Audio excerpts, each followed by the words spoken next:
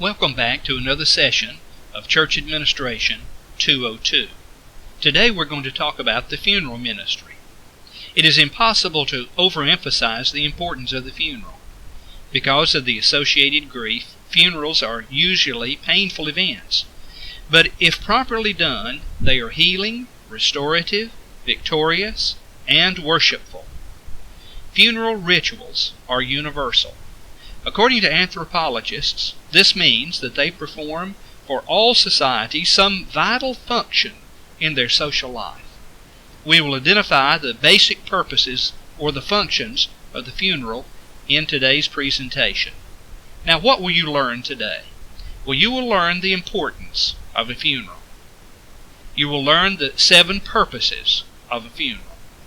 You'll learn to use terminology that affirms the reality of death, and then some answers to common questions raised by the funeral, such as, should children attend funeral services? And what about visiting the grave after the service?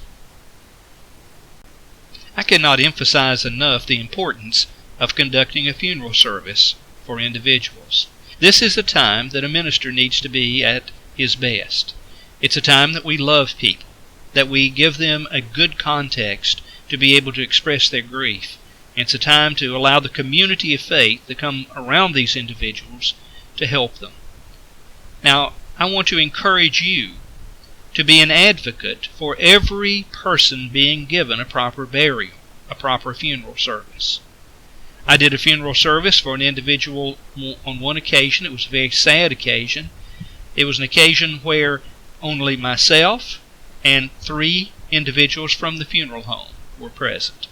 The person had no relative. He had no one to come to express their love and appreciation to him. But we went on with the funeral service just as if there were 500 people in attendance. The funeral director told me a story once of a person who had been cremated, and the family did not want to have a service. They did not give directions in terms of what to do with the disposition of the cremated remains, so the funeral director just allowed the remains to remain in the funeral home for a period of time. The family came back later expressing great sorrow because they had not had a service for their loved one. And the funeral director was able then to give the remains to them and say, we can still have a funeral service. You see, they were expressing grief, but grief that had not been affirmed in public, grief that had no support system to be able to help the people deal with it, and as a result of what the funeral director had done, that is, save the remains, these funerals give some closure to the family. I would encourage you to always encourage your families to have some kind of service.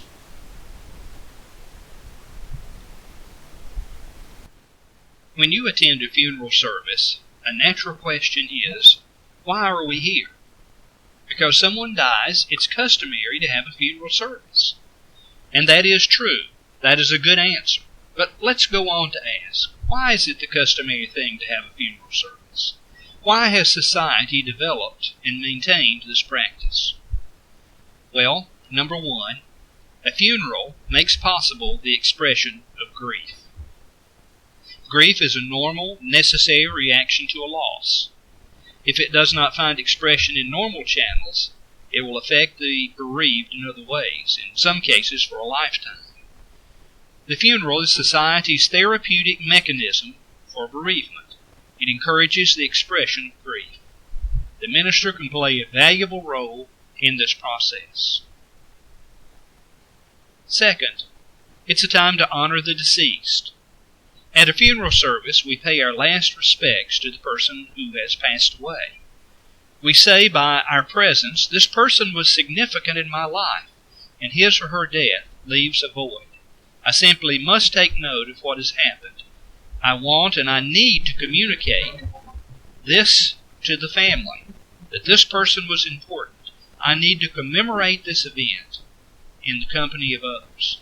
It can be a sad time, but I'm truly glad to be here. At a funeral service, we pay our last respects to the deceased person. We say by our presence, this person was significant in my life, and his or her death leaves a void. I simply must take note of what happened.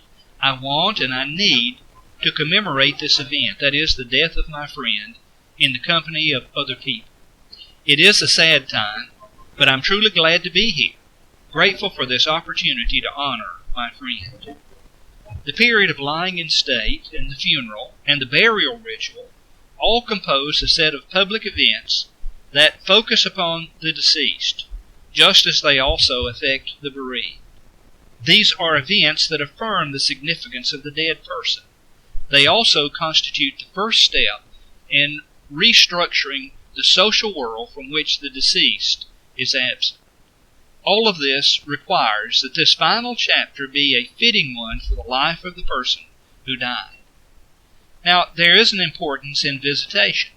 It's a public event during the period of lying in state when people assemble and interact with the survivors. 2 points should be remembered.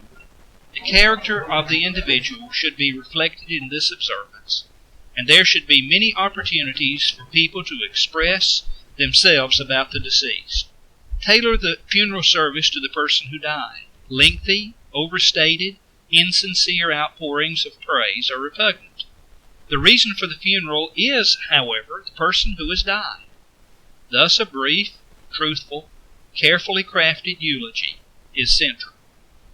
The minister is very important. Whether the funeral effectively fulfills its function as a life-enhancing observance depends largely on the knowledge, insight, sensitivity, and spiritual depth of the minister. He will minister faithfully and fruitfully if the funeral fulfills its purposes. And then number 3, to comfort the bereaved or provide a framework of supportive relationship for mourners.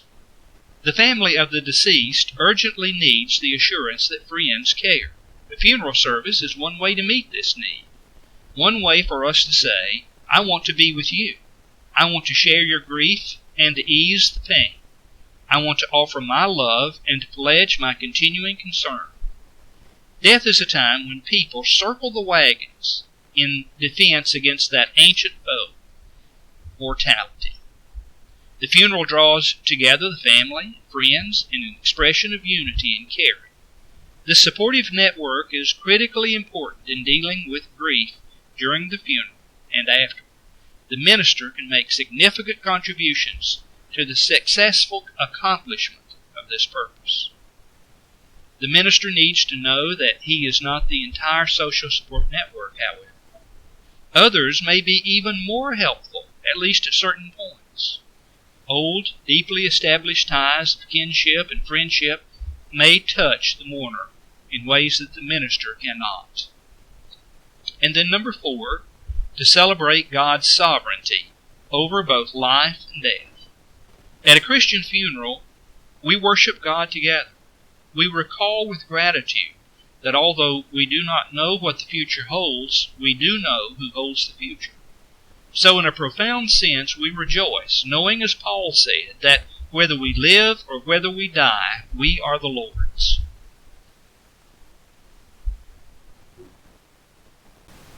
On this slide, we continue the presentation that talks about the purposes of a funeral.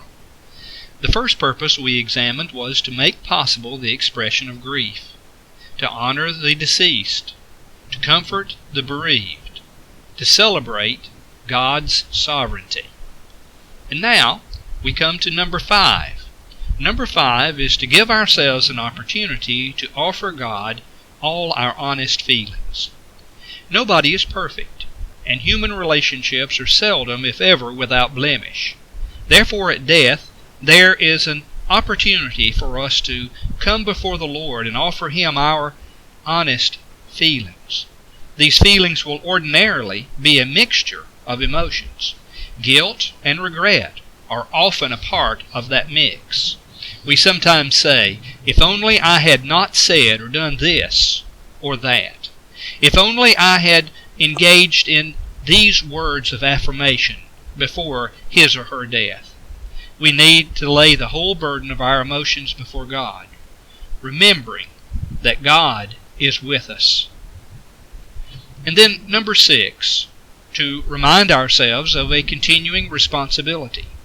While waiting for the service to begin, we should spend a few minutes pondering such questions as, how can I give practical proof of my love and concern next week, next month, next year, when regrettably many will have forgotten the family of the deceased?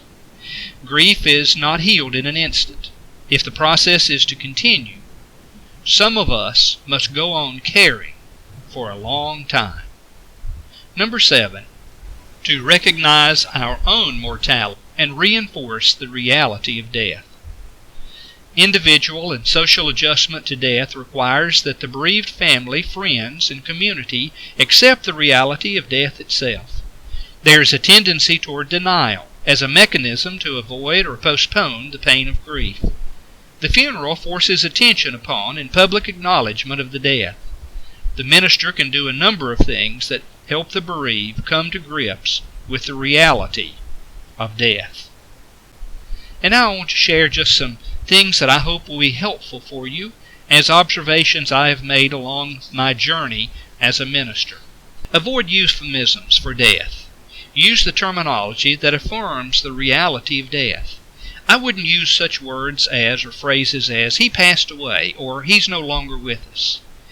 Use simple, dignified, good taste in your choice of words to communicate about the death of a person, and try to be accurate and humane. What about revisiting the gravesite? Well, there's something particularly final about the grave. It bears mute witness that physical death is permanent. Many families customarily return with an intimate circle of friends to the graveside after the grave has been closed and floral arrangements have been placed around the grave. This is typically a time of grief reflecting and individual leave-taking from the deceased. Some people will return to the gravesite over and over and over again as a way of respecting the deceased individual, and also as a way of dealing with their own emotions. And here's another observation. Do not assume that a grieving funeral service is unchristian. The Apostle Paul instructed the Thessalonians about the resurrection in 1 Thessalonians chapter 4, 13 through 18, and he said, that you may not grieve as others who do not have hope. He didn't say that they should not grieve at all, but that they should not grieve as those who do not have hope. The resurrection certainly assures the bereaved that the loss of the loved one is temporary, not permanent. However, present loss brings present pain. It's a natural part of the human condition for which Christ was deeply sympathetic. He said, "Blessed are those who mourn, for they shall be comforted." Now, in the funeral service, I would encourage you to use the name of the deceased person. A depersonalized funeral service suggests that the minister did not know the deceased, or that he relied on a canned ceremony for virtually all funerals. If the funeral does not relate specifically to the deceased, it will not speak to the bereaved. Involve others in the service. The more a funeral service is a worship service with full congregational participation, the more positive the impact will be. Now, what about children? Should children go to a funeral service or to visitation? Well, a carefully guided visit for the children to the funeral home in a small group of family or other trusted adults should be encouraged if the child wants to make that trip. Make it a time for honest answers and deeply shared grief. A funeral causes us to reflect. We reflect on how fragile life is and on the quality and the direction of our own lives. A funeral should be a time that stimulates a little soul searching. What would I like for people to say about me when I finish my course here on this earth?